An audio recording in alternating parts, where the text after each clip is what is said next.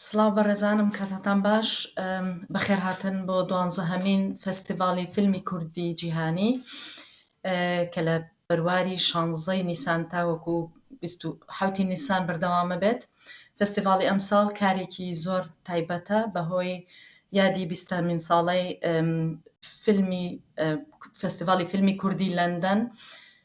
لەگەڵ کۆمەڵێک لە فستیڤاڵەکانی ناوخۆی کوردستان و دەرەوەی کوردستانە هەماهەنگیکی کردووە تاکو بەرنامەیەکی زۆر دەوڵەمەند و زۆر تایبەتمان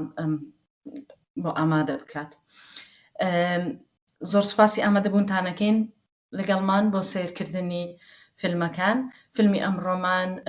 دوو فیلمە کە لەلایەن دەرهێنەر بەڕێز کاک جەمیل ڕۆستەمیەوە دەرهێنراوە، فیلمی ژانیگەل و فیلمی شیوەنی بەفر. شیوەنی بەفر کە چیرۆکی خۆشەویستی و دابڕان و هەژاریە، ژانیگەلیش چیرۆکی جەنگ و جێنۆساید و دابڕان و لێکترازانی خێزان و بەرخودانی نەپچراوی گەلی کووردە. ئێستاش بەڕێز کاک جەمیلمان لەگەڵایە. زۆر بەخێر هاتی کاک جەمیل. باس کاک جەمیل، حەزم کرد یەک تۆز پێما ئەگەر بتوانی بە کورتی پێمان بڵێ جەنابەت چۆن دەستە کرد بە کاری سینەماکەی و چۆن دەستە کرد بە کاری سینەما. هیوادارم باش من ماندوونە. من بەڕاستی زانمم چەند ڕۆژە زۆر چەند مانگ ئەڵبەت زۆر مەشغوڵ بوون و خەریکیەوەی شوکارانن، بەڵام بەڕاستی زۆر قسەکردن لەبارەیەوە لەو تەمەنە بۆ من تۆزە ناخۆشە، بەڵام زۆر بە کوردی وە کورتی ئەوەی شەوەیە کە لە تەمەنی 6 ساڵی و هاتوومەتە ناو سینمای پرۆفشناڵی ئێرانەوە کە تقریبی 30 و چەند ساڵە دەستم پێ کردووە لە بەشی کامێراوە، دەست پێ کردووە کامێرامەن بوو، دوایەوە بوومەتە یاریدەری دەرهێنەر و بوومەتە دەرهێنەر. لە یەکەم فیلمی درێژم شیوەنی بەفر بووە، دوایەوە ژانیگەل،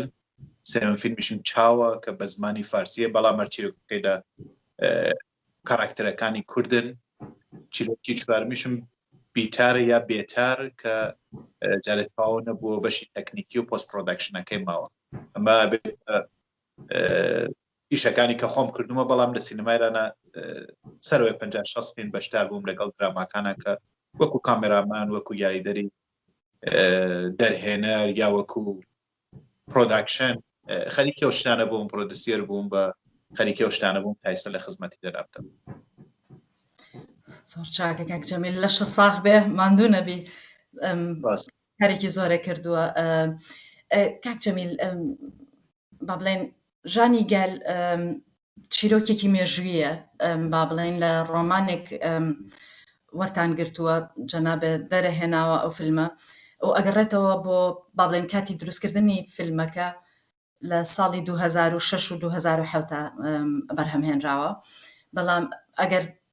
حسابی ئەو کاتە بکەین ئەگەڕێتەوە بۆ 40 ساڵ بەرلەوە لە مێژووی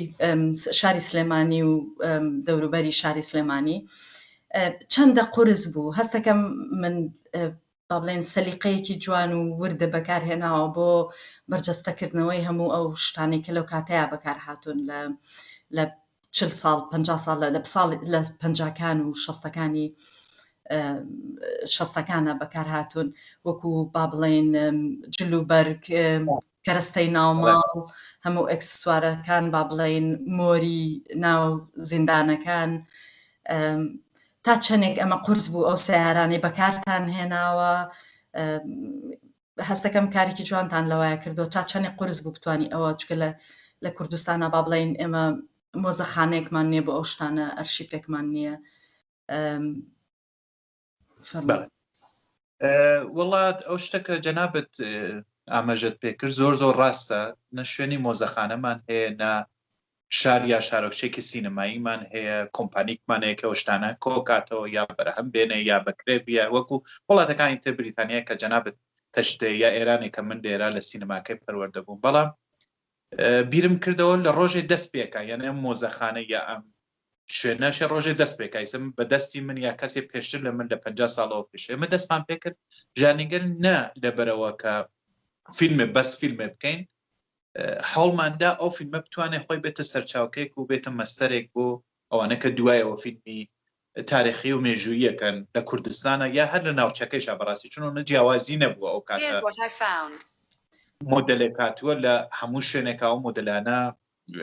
یەکدەست هاتووە چ لە ئێران چە لە عێراق چە لە سووریە بە وردی زۆر معلوماتمان کۆ کردەوە معلوماتەکان زۆرتر لە وێنە و فۆتۆەکان بوو کە لە ماڵەکانە لە سلێمانی بوو لە گەورەکانی سلێمانی لە پیرەپیاوەکان پیرەژنەکان خەیاتی کۆن دارتاش لە حیمکار ئەو شتانەوە سەنعەت و پێشەکاریانە کە لە کوردستانەوە کاتە بوون ئەوانەوە مابوو تەمەنیان زۆر بوو من زۆر یانێ لە ڕۆژ هەبوو کە بەشی تەکنیکی سینەما و ئۆشتانە کە خۆتان نزاننە نیوەی زیاتری جیان لە ئەکترۆوانە خەریکی ئەو لەگەڵ ئەوانە پەیوەندیم بێت و توێژ و شت کۆکەینەوە بەشێتر لەو شتانە کە کۆمان کردوێتەوە دوایەوە هاتین کە کۆمان کردەوە ئەمانەیە چیمەیە ئێستا دەستمان ناکرێت لە سلێمانی ئەو کاتە ئێستشەوا بوو لە کوردستانە هەموو کەس پێیان خۆش بوو شتەکان تازەکەنەوە یانێ سیارەی تازە ماڵی تازە موبلیات تازە ئەو شتە کۆنانە نەمابووی نازانم هیوادارم کە بازێک کەس لە بیرەوە بن کە شتی کلاسی کرد ون نابێت و گوم نابێت بەداخەوە هەر ئێسا و باڵەخانە جوانانەی سلێمانی هیچی نەماوە زۆر بەکەمی بۆ نمونە ئەو شتەکە جنابێت ئاماژەت پێکرد شارەت پێکرد سیارە شەشتانە جیبم مندا ئێرانە هێنا ئەوانەوە جوتیارن لە شوێنێک کارۆم بۆ شوێنێکتر نە تاپۆی هەیە و نە هیچێکی نییە لەوانمانە کۆ کردەوە کە بێت تاپۆ بێ توانین بێنین بۆ ئێرە بۆ سلێمانی شەشتان جیبمان ڕنگمان کرد و مەکینۆشتمان دووبارە فیترمان هێنا و چاکمان کرد ئەو پاسە دارینەکە کە هەیە هێنچلەکان و ئەو کاتەیە کە هاتووە لە سامڕا و لە جنوب و کڕیمان هێنامان لە سلێمانی مەکینەمان گۆڕی بۆی کە بتوانێت لە ئیشەکە بەکار بە ئەو شتانەوە ئێبین هەمووی بەڕاستی هەر کام لەمانە خۆی کاتێکێ ناڵم چەند نەفەر و چەند کەسەوە چون بەشی کێڵە گەڕێتەوە زۆر کەسەڵێن پارە نە بەڕاستی پارە ناتوانێت ئەو شتانە بکە دەبەرەوە کە زەوق و سەلیقەی ئەوێ بە دواچوونی ئەوێ وردەکاریەوێ بەڵام من 1 ساڵ خەریکی ئەو شتانە بوو بە سلێمانی یانە لە بزمارێکەوە بۆ سۆلی فیلم تا ژانیگەل کە وتمانە مەمانەوێ مەستەربین دەستمان پێکرد هەمومان کۆ کردوێتەوە تا ئەو شتەوە بینن لە فیلمەکە لە دوایەوە شاچی بەسەراتۆی تر الله عالم وایە دەستان خۆش بەکارێکی جوانتان کردووە لەو بوارانەوە پرسیاری کەمەوەیە با بڵێن ئەگەر سەری فیلمی شیبانی بەفر بکەین چیرۆکێکی خۆشەویستیە چیرۆکێکی جوانە بەڕاستی وەچەرخانێکی جوان لە کۆتاییەکەیە هەیە با بڵێن کە وا هەستەکەی من وای بۆ ئەچووم کە تەواو ڕۆژین با بڵێن چارەنووسی ئەگۆڕێ بەڵام بەهۆی کارەساتێکی بەهۆی هەرسی بەفرە بەهۆی کارەساتێکی سروشتیەوە کۆتایی فیلمەکە کە زۆر غێر با بڵێن هیچ پێشبینی ئەوە ناکەی ئەگۆڕێت با بڵێن چاوەڕوانی ئەوەنیت لە پڕ ترسێکی زۆر لێنی شێوە هەمویان هەستەکەیەوە هەمویان تیاچن و نامێنن بەڵام بە پێچەوان خۆشیەک ئەهێنێ با بڵێن کۆتاییەکی خۆشتر دروستەکە کە ڕۆژین و ژیان بەیەگەگەن حەزەکەم تۆزێک لەسەرەوە ڕووناکێک بخەیتە سەرەوە بەداخەوە ئێمە کاتەکەمان زۆر کەمە هەر کام لەم پرسیارانە هەمووی نیو سەعات و ڕاستە ئەوەیە کە شیوەنی بەفر من جارێکە چوامەوە بۆ سنە تیارە نەبوو هیچ شتێک لەبەر بەفر بە پاسێک چوومەوە بۆ سنە تاران لەگەڵ سنە 6 ساعت 7 ساعتە بەڵام ئەو نەت 16-15 ساعت ئێمە لە سیارە بووین لە پاسەکە تا گەیشت نزیکی سنە شارەکەیە بەناو هەمەدان کە زۆر کۆنا ئەبێتە پایتەختی هەخامەنشیەکانەوە بۆ معلومات ئەڵێمەوە کەسانەوە ئێرانیین بزانن داریوش و کوروشتەوە پایتەختیان بۆ لەوێ 2 ساعتی لەگەڵ سنا بینیم بەفرێکی غەریب باریوەت ئەو بەفرە کە لۆ دروشتەکان دایان لە ئەم لە ئۆلای جادەکەەوە کە جادەدا خرابوو 2-3 متر بوو من کتێبێکەوە بەدەستمەوە کە 4 وتار لەسەر تەسکەرەتۆل ئەولیای عەتاری نەشابووری لۆ کتێبە کۆنەکانە کە لەسەری 4 وتاری نووسی بوو لە فیلسوفە بەناوبانگەکانی ئێرانیە فیلسوفێکی تازەیە بەناو بابەکی ئەحمەدی کە خۆمی شاگردی بوو ماوەیەک کلاسەکانی چووم و لە خزمەتیا بووم ئەم خوێندەوە بینیم لە ناویە باسی ئەو سالک و دەروێش و ئەوانەوە دنیا واز لە دنیا هێنن بە هەموو شتێکیەوە ڕوون بۆ شوێنێک خەریکی بەخۆگەیشتن ناڵێم ئەگان بەخواوە یعنی خەریکیەوە بن بە خۆیان ڕجوعکەنەوە سێری ناخی خۆیان بدۆزنەوە خوێندەوە چیرۆکێکیشم بوو باشم چیرۆکە گەرەمە مانەوە بیکەینە فیلم و ئەمڕۆیە دەکەن چی چی لێکەی ڕۆژینم هێنا دادوایی کەمە خەریکە لە شتێک هەڵدێ دوایە پەنابا بە سالێکێ نایبنین دەروێش یا کەسێکە ئێوێ غەیری تەبیعی بەڕاستی بژیت پەناوە بە ئەو لە چی هەڵیە کابرا لە شتێک مەناو گوناح ئەو شتەوە ناوی عەرزی و زەوینێ بۆ دەروێشە ژنە نەمەتوانی شتایەتر بێنم و ئەو کابرا لەبەر ئەوە ئیتر لە ئەدەبیاتی کۆنی فارسی کە زۆر بەڕاستی دەوڵەمەنە هەرو جۆرەکە جەنابەت دەزانن لەگەڵ بینەرانە لەوە کەڵکم وەرگر هێنام وەکو ئێمە چیرۆکێکمانەیە بەناو میردامات کە میردامات شتێکی وا بەسەریێت کە شەوێ دانێک نازانێ فریشتەیە نازانێ جنۆکەیە چییە ئەبێتە بینای میوانی لەوە کە شتێک نەکا لەگەڵەوە نەڕاتە ژورە دەستی خۆی ئەسووتێنێ ئەو شتە کۆنانە کە ناتوانانی ئەگەر بیکەیتە فیلمەشێ هەڵگەڕێتەوە بۆ 2000 ساڵ 1000 ساڵ 500 ساڵەوە پێش هەموم کردە ئەمڕۆیی بە چیرۆکێکی کۆمەلگایی کوردی ئەوەیە کە فیلمەکە چەند لایەنیە بەش یەکمی لایەنی عەشق و ئەوین و خۆشەویستیە لاپەڕێکاوە لایکی تۆ ئەڕۆیتە ژێرەوە باسی کۆمەلگا و کۆمەلگای خراپ و باش و کۆنی کوردستانەکە ئەڕۆیتەوە باسی دەروێش و سالک و ئەتام شتێک بەناو مەسهەبیش کە نایبنن لە شوێنەکە ئەوەیە کە لە ئاخریشەوە ئەو شتەکە ئێستا کۆڤیدی 19 باسیەکە کە مرۆڤ هەرچێکیش گەورە بێ ناتوانێت لەگەڵ تەبیعەت و سروشتا شەڕکە لەو فیلما هەیە ئەوەیە کە ئاەیە کە لە ژووری دەروێشەکە هەڵماواسیوە ئەو شتە بگەێنێ لە بەشی ئیسلامیەکە ئایەکە وەکو وتارێکەڵێ یەدڵڵاهە فەوقە ئەیدیهم دەستی خوا سەرەوەی هەموو دەستەکان خوا دانێکەڵێ تەبیعات دانێ سروشت هەر شتێکە لەسەری قسە نەکەین سە هەر مەکتەب و مەسەبێک چیەڵێ ئەو شتە وا کۆبووێتەوە بەڕاستی قسە زۆرە وایە بەڵام بە گشتی کارێکی جوانە دوایەوە هەرچەندە وەکو جەنابە وتت ئەوە ئەگەڕێتەوە بۆ 2000 ساڵ با بڵێن بۆ 2000 ساڵ و بۆ ئەو کاتەی کە فیلمەکەشت تیا بەرهەم هێناوە بەڵام لە ئێستاشە هەر کۆمەلگای کوردی تا ڕادەیە کۆمەلگای هەموو خۆڕەڵاتی ناوڕاست ئەو کێشەی هەیە کێشەی کۆنەپەرستی و چۆنەتی مامەڵەکردن لەگەڵ ژنا با بڵێن کە چۆنەڵێ بەشودانی زۆرە ملی و کە تۆ ڕووناکی خەیتە سەر ئەوانە ئەگەر باس لە وەکو خۆت وتە لە بەرەوەی کاتەکەمان کەمە ئەگەر بگەڕێینەوە بۆ با بڵێن بۆ ژانیگەل لە چەند شوێنێکە هەڵبەت تۆ با بڵێن ئافرەت ژنت پیشان ناوە لە خۆپیشاندانەکانە ژنت پیشان ناوە لە دێهاتەکانی کوردستانە ژنە پیشان ناوەکوی کە یەکیان خاوەنی ئیشی خۆیەتی با بڵێن چۆنەڵی چایخانەیە بەڕێوە و دوایەوە شان بەشانی پیاوەکان لە بەشداری لە خۆشی با بڵێن لەو بۆنەیە ئەکەن کە پێشمەرگەکان ئەگەڕێنەوە بەڵام وەکو بەرخودان و خەبات کە ژن هەڵبەت لێرەیە مەبەستم کاراکتەرە سەرەکیەکانمانە کە کاڵێ و خێزانی لاوک و ئەمانەیە وەکو ئەوەی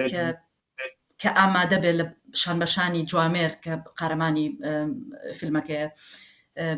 خەبات بکە و بەرخۆدان بکە ئاماژەیەکی وان نەدراوە بەوە دووبارە ژن با بڵێن ئەو کەسەیە کە لە ماڵایە و ئاگای لە ماڵ و لە خێزانی خۆیەتی کە ئەزانین با بڵێن لەو کاتانەیە لە ڕاستە لەوانەیە بە وێنەی ئێستا نەبوو بێ بە وێنەی ساڵی 50کان و 60کان بە وێنەی هەڵبەت ساڵی 2000کان نییە بەڵام لەو کاتەشە هەر ئافرەتی کورد هەردەم ئافرەتێکی ئازا بووە با بڵێن زۆر کەسمان هەیە کە لەو کاتەشە بەرخۆدانی کردو کە با بڵێن شانبەشانی پیا و جەنگاوە و زۆرێک تەنزیمی هەم بەڵێ پارتی کوردی دوو شتەیە کە بێتە جەنابەت ئاماژەت پێکرد یەکێکیەوە کە ئەو کاتە بەڕاستی وەکو 2000 و 2021 کە ئێستا قساکەی نەبووە دوێمە چوارچێوێکمانەیە بۆ هەر شتێک دابینیەکەین دیزانی ماڵی جەنابەت چوارچێوێک تێ لە 200 متر لە 100 متر ئەتوانی لەوە زیاتر ناتوانانی دیزاینەکەت بێتە شوێنێکی تر ئەمە وەکو چۆن منیشی معماری ئینتریۆ دیزاینیشەکەم باسی ئەوەی خراپ نییە باجە ئیتر تۆ ناتانی هەموو ئەو فکرانەکەیەتە لە 100 متر چوارچێوە بەڕاستی مەساحەتا بیکونجێن ئەو شتەوە فکرەی منە یا جەنابەت لە چوارچێوی ئەو چیرۆکە ناتوانێت بترازێت ناتوانم غێریەوە کە ڕۆمانێکە لەسەر وشە باسەکەین ناتوانم کەسێک بێنم وەکو معالمێ وەکو مامۆستای یا کەسێکی سیاسی یا ئیشی نەهینیە کا شۆڕشە نهێنیەکانی کوردستان ئەو کاتە چیرۆکەکە ئیجازەیەوە بە من نادا وەکو نووسەریەک دوایە وەکو دەرهێنەر ئەو کاتە ئەوە بووە دەگمەن بوون کەم بوون بەڵام لە کاتی خۆیان دیاریشن زۆرکە وەکو ئاماژەمان پێکرد جارێکی تر لەدان لە مقابلەکان و حەسی بەخان یا کەسایەتێکە زۆر بەناوبانگ بوو دەستخانی نەقیب لە هەمان کاتی با بڵێن بەر لە هەمان ساڵەکانە لە پەنجاکانە ئەویش تەمەنی چیرۆکی ژانیگەلە تقریبان ئەو بەر لە چیرۆکی ژانیگەل بڵێ لەو کاتا لە شارێکی گەورە وەکو سلێمانی کە شارێکی گەورەی کورد بە 4 کەس 5 کەس دیار بوو ناڵم یەک کەس ئەو 4-5 کەسە چیرۆکی تایبەتی خۆیانە لە ناو چیرۆکی ژانیگەلانی یعنی هیچ کام لە کاراکتەرەکانی ئەبێ پێویستە فیلمێکمان بۆ بکەی لەسەرەوە فیلمەکەین لەسەر ئەو کەسانە کاڵێ کچێکی زۆر جوانی دادەییەکە لەبەر جوانی و لەبەر ئەوە کە جوان بۆ تەمەنیکێ بۆتە ژنی ئەو کوڕە ئەو کە هەیە دایکیشی کەمی پەروەردە کردووە احتماڵی خوێنەوار نەبێت لە کاراکتەرە دایکی جوامێت و ئەو کەسە کە چایخانەیەویش لەبەرەوە مێردەکەیان گردووە لەبەرەوە ئەڵێن تۆ جاشی یعنی هەر کام لەوانە ئیجبار و فشار و زەختی کۆمەڵگا و کاتی خۆی و سیاسی وای لێ کردووە کە ژنەکەش بازێ ئیش بکە ئێستا 2020 نییە کە هەموو شتەکان گۆڕابێ بازێکە دوو ئەو شتەکە من توانیمان زۆر ئیسرارم بۆ لە نووسینەکە تاو جێگەوە هەیەی وتم دووبارە ئەڵێن لە مەساحەی سەمەتری ماڵەکەمانەیە تاتوانین شتەکان کە بەدڵمانە تیا بیگونجێنین من لە مزایرەکانە ژنم هێناوە دروستە زۆر کەمە بەڕاستی هەروایش بووە لە 120 کچ بوون لە 110 ژن بوون لە مزایر هەر نەبووە ئەو کاتە من هێناومە ئەو کاتە ئەگەر ببینە ڕسمەکان هیچ نێ لە مزایرەکانە من هێناومەتە مزایرە لە شوێنی مزایرە و میتینگەکانی سیاسیشە داین لە دوژمە شعارەکانەوەی کە مافی ژنوپیا و یەکسانی مافی ژنوپیا و کە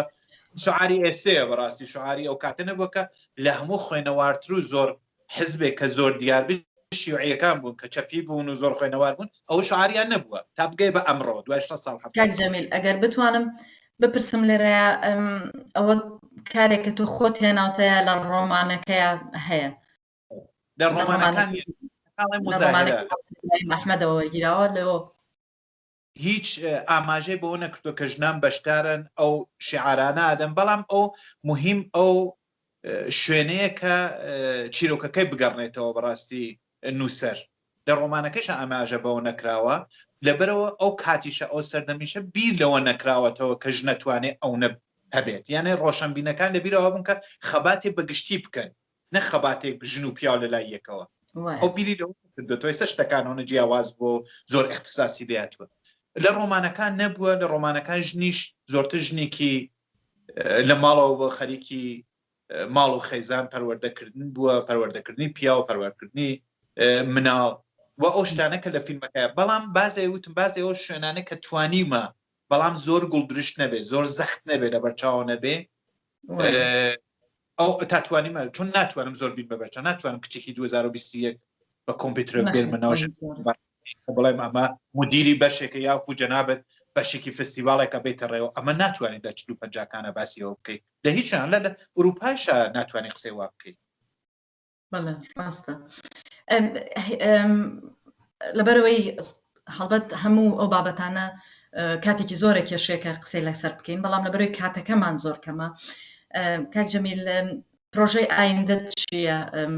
بەنیازی هیچ فیلمێکی کەی سینەماییت یا چ کارێکی کەی هونەری تازەت هەیە با بڵێین پرۆژەمان هەیە یانێ لە بەردەستا بەڵام دوو دانیان زۆر دیارە یەکە و فیلمەیە کە دوای شیوەنی بەفر بووکی بێسێبەر یا بووکەڵەی بێسێبەر کەمەویست ئەو کاتشە دوای شیوەنی بەفر چوون بۆ کوردستان لەبەرەوەشە سەفەرم کردەوە هەموو داوەتکرابوون لە چوون خۆم ڕۆژێکا وەکو توریست بە کەسم نەکو چوم ئۆتێلێکم گرت و چوومە کوردستان کە ئیتر وە کابراوتی شناسایی کرام و زانیان من لە کوردستانم چوون بۆەوە کە مامۆستا مەستەری خالقی لەگەڵ جەنابی هێرۆخان منیان بان کرد و ئەو شتە بووە منیان داوت کرد بۆ ژانیگەل و پێشنهادی ژانیگەلیان کرد ئەو چیرۆکە ماوە بووکی بێسێبەر لەگەڵ درامای کایسە پلتفۆرمێ چەند پلتفۆرمی ئینتەرنێتی هەیە وەکو ئوروپا و ئەمریکا وەکو نەتفلیکس و شتەرە ئێرانە بەناو فیلیمۆ فیلم نەتوانە کەوانش فیلم بڵاوەکەنەوە بە تایبەت لەم قەرانتین و لەم وەزعی کۆرۆنا زۆرترەوانە گەشێ پێیاکرۆ خەڵک لە ماڵەوە ناتوانم بڕۆ بۆ سینما ئەوە شتانە 36 حەڵقەیە لەسەر شەڕی عالەمی دووم کە 150,000 کەس کە زۆرتریان کچن لە پۆڵانیا و لە ئاوارە بوون بۆ سۆڤێتیش هەمویانی دەرکردووە بەرەو ئێران لە بەندەرێک بەناو پالەوی بەندەری پالەویە و کاتە یەنە ژوورەوە بۆ ئێران و ماش کێشەی عشقیانەیە و کێشە لەگەڵ کۆمەلگای تازە و کۆمەلگای تازە لەگەڵ ئەوان و هەمویان جوان بوون و دانەی ویستیوە لەگەڵ یان نابێتوە ئەو شتانە کە هەیە 36 حەڵقە لەسەر عشق و ئەوین و شەڕ و بارەگەڕێیتەوە بۆ کاری مێژووی ئەمە بۆ بە چارەنووسی تازە وڵا حەزم لێ لەبەرەوە کە ئێمە ناتوانین بێ پشت خۆمانیانێ هەڵ نەگەڕینەوە بتوانین ئایندێکی زۆر جوانمان هەبێت لە بەشی سیاسیە من بەوە کە سیاسیش نیم وەڵێ ئەگەر دیپلۆماتی یا کەسێکی سیاسی بواتای دایم ئەگەر نەسیحەتێکم بواتای بۆ کەسیان کورد تاتوانی 100 ساڵ مێژووی عالەم بە تایبەت ناوچەکەی خۆت بە تایبەت شار وڵاتەکەی خۆت بە دڵنیایی و بە وردی بخۆێنەوە چونەمە دووبارە ئاکرێتەوە ئەگەر ئێمە ناڵم زۆر کۆن بەڵام هەر کوردەکەی خۆمان ئەو کە بڵاو بۆتەوە لە چەند پارچە لە چەند وڵاتی تراکە ئاڵایان هەیە و چی و حکوومەتیان هەیە بیرکەینەوە ئەگەر ئێمە ئەمڕۆ شێخ مەحموود بکەین شێخ سەعیدی پیران بکەین هەر کام لە شتەکان ئەو کۆنەکان بکەین بە دڵنیایی و سیاسەت و هاتوچوونەکان لەگەڵ ئەو کاتە وڵاتەکان هەر ئێمڕۆ هەر ئینگلیزێ ئەبێت هەر ئەمریکایەک هەیە هەر ئێرانێکی نوعێکی ترس شاهنشاهی گۆڕاوە بۆتە جمهوری ئیسلامی ئێران تورکیای سەعاتا تورک دوایەوە هاتووە پێشەوە عوسمانی بوو هەموو شتەکان ئەگەر لەگەڵ یەکە یانێ لێکۆڵینەی جوانیکە تکرارە بێتەوە بە تۆزێ ڤێرژنەکەی ئەگۆڕێ یانێ ڤێرژنەکەی بان خوارەکە بەڵام ستایلی ئێرە ستایلەیە حەزم لە کاری مێژوویە چون قورسە کەمتر کەسێ خۆی لێدا لەبەرەوە من پەروەردەی مەدرسەی سینەمایەکم وەکو ئەسکەری پەروەردەکراوە بەڕاستی بە سوتفە ناتوومەتەناو سینما یعنی وەکو مناڵێک لە مناڵی و لە 7 ساڵ تەمەنیە پێخۆشە بێتە دکتۆر لە 50 ساڵایی تر دیارە وەختێ بێتە دکتۆر چۆن بیرەکاتەوە من لە تەمەنی مناڵی و حەزم کردووە ئەوە کە فیلم دروستکەم نە ئەکتەر بم بەڕاستی بەس دەرهێنەر بم وەواتم کرد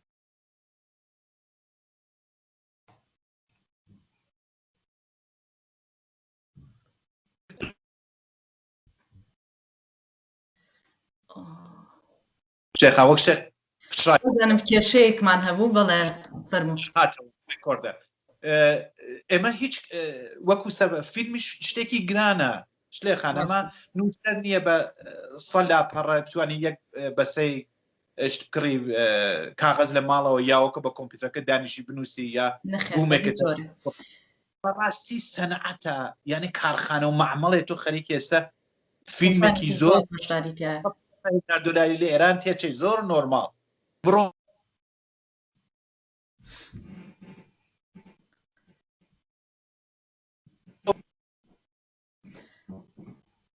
دووبارە نازام بچرە لەوە چێ کێشەمان هەبێ بەهۆی شخصەکان بەڕێزە دووری بەڵام زۆربەی زۆریمان گوێ لێ بووە لەبەر ئەوەی هەم کاتمان کەمە بەڕێز کاک جەمیل هەم ئەوە ئەترسم کێشەمان بۆ دروست ببێ زیاتر هەر حەزەکەم ئێستا زۆر هیوای سەرکەوتنە بۆ خوازین لە هەموو ئەو پرۆژانەی داهاتووە و بە هیواین ئەگەر فیلمی تیا بوو ئێمەش بتوانین لە ساڵانی داهاتووی فستیڤالەکەمانە با بڵێن پیشانیان بدەین ئەوە بەو هیواین بەگشتی وەکو خۆت وتە ئەوەیە با بڵێن هەموو چیرۆکێکی کوردی هەموو فیلمێکی کوردی تێکەڵاوە بە سیاست تەنانەت هەردوو فیلمەکەی جەنابە با بڵێن بە جۆرێکی جیاواز با بڵێن هەردووکیان چیرۆکی خۆشەویستین بەڵام هەردووکیان بە عقارێکی جیاوازاڕۆن یەکێکیان بەهۆی سیاسەتەوە و ئەوی تریان بەهۆی با بڵێین بیرکردنەوەی کۆمەلگاوە بەڵام هەردووکی کاری جوانن لە شە ساغ بێ و ماندوو نەبی حەزەکەم هەر بە کورتی پێمان بڵێ هەستە چۆنە بەرامبەرەوەی کە ئێستا فیلمەکانە لە بەردەمی با بڵێین بینەرێکی جیهانیایە و خەڵکێکی زۆر ئەیان بینێ و سەبارەت بە فستیڤاڵی کوردی جیهانی کە بۆ یەکەم جارە ئێمە کارێکی وا بکەین و ئەو هەموو فیلمەمان هەبێ کۆکرابێتەوە لە شوێنێکا لە پلاتفۆرمێکە لە بەردەمی هەموو بینەرە بێگومان هەستێکی جوانمەیە و هەستێکی زۆر باش و یعنی خۆشحاڵم کە دووبارە تکرارە بکرێتەوە زۆریش خۆشحاڵم کە بێەوە ئێمە خۆمان بمانەوەی لەبەرەوە کە تۆزێ زووتر لە کەسای تراتوینێت تا دنیا و عالەمە بووینێتە سەرپەر وە کابراوت و پیریم ئیشە پێم خۆش بوو بەڕاستی ئێستا گەنجێ بووە تایم تەمەنی 20 ساڵ و فیلمی کۆنەکانم بدیە و بازێ تەجربەی باش و خراپم لیان وەربگردای وەڵام بەداخەوەی ترمە خۆمان بووینێتە مۆدل و خەڵکەشی سێرماکەمەی گەنجی و بەکارەکانی داهاتوو هەر هەمان هەموو شتێک لە کاتی خۆیان و لە سەردەمی خۆیان تۆش بە ئەرکێکی قورس ئەوەت کردو لەو کاتەیە زۆر با بڵێن ئێمە بە تایبەتی لە باشوورە با بڵێن تەکنیکێکی وامان نەبووە شتی وامان نەبووە تۆش لە باشوورە فیلمەکانت زیاتر لەبەرەوە لە شە ساغ بێ کارێکی باشن هەمووی بە هیوام کاری داهاتوو باشتر و باشترە بێت فستیڤاڵەکەتان زۆر پڕ بێ پڕ لە هەموو شتێکی باش بە هیوای زۆر سوپاس بۆ ئامادەبوونی بە ڕێزە ماندوومان کردی ئێساش بە هیوان بینەران لەگەڵمانە بمێنەوە تا 27 نیسان بەرنامەکان هەر بەردەوامە و ئەتوانن دەنگ بدەن بۆ ئەو باشترین فیلم کە حەزیان لێبێ لە ناو بەرنامەی فیلمە کلاسیکەکانمانە زۆر سوپاس بارێک کاک جەمیل خواحافیز.